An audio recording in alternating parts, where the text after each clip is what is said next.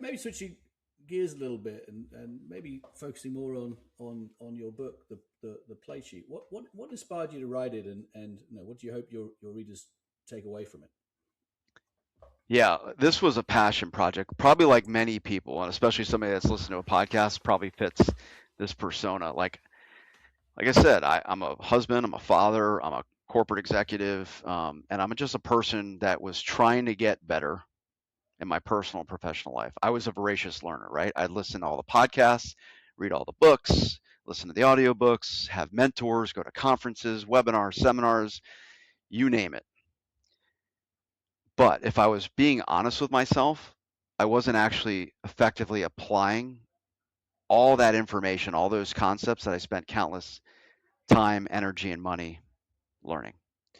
It really hit me one Sunday. So I tell this story a lot about the book. One Sunday, I was sitting on my couch and I had my laptop open, preparing for the work week ahead. Papers were kind of scattered.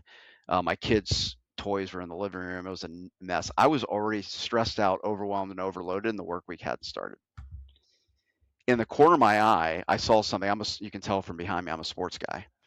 And I saw something on TV. It was Sunday. It was an NFL football game, and it was a coach sitting on the sideline, not sitting, pacing the sideline like very feverishly with one of these, an 8x11 laminated sheet of paper.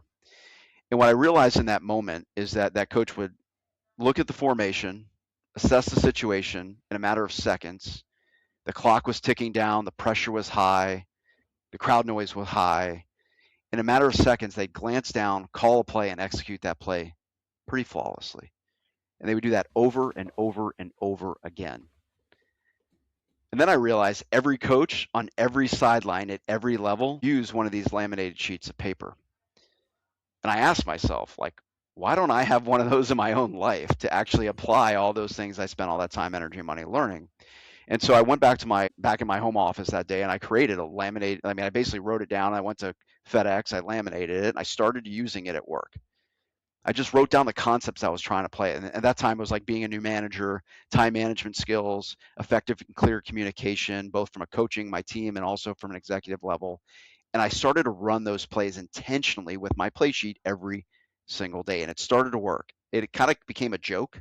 Like people were like, what is Coach Brian doing over here with this laminated sheet of paper? But others started to ask, like, can you help me build one? And I was like, you know what? I don't know the first thing about how coaches actually create this. So I went on a journey for 2 years and I studied football coaches at every level and their process of taking massive amounts of information, creating their playbook, and ultimately creating their play sheet. And that led to conversations. And when I had those conversations with coaches, I saw a trend. They all did four things. One, they all had an ethos. They all were very clear of who they were and who they were not. And that set the filter of everything that they did, every hire they made, every play they added to their playbook or pulled down to their play sheet, the the style of the culture of their organization of their team. They all started with ethos.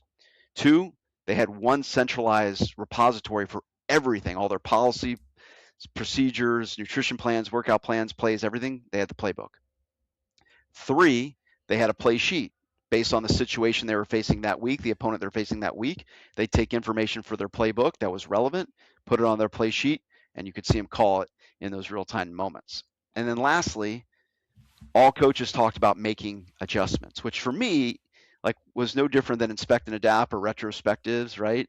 Or hot wash or any of those things. Well, what they did is that they made in-game adjustments, halftime adjustments, mid-season adjustments, and over time they constantly and iteratively improved on those plays, making them better and better. So ultimately, I took that concept and said, how can you apply it in your personal or professional life? And I guess what last latter part of your question is what I hope my readers get from that is that, just like me, I hope they actually start applying what they learned with this simple framework that works at every level of football, American football in the United States. And I hope that they actually start to achieve more personal and professional wins with it.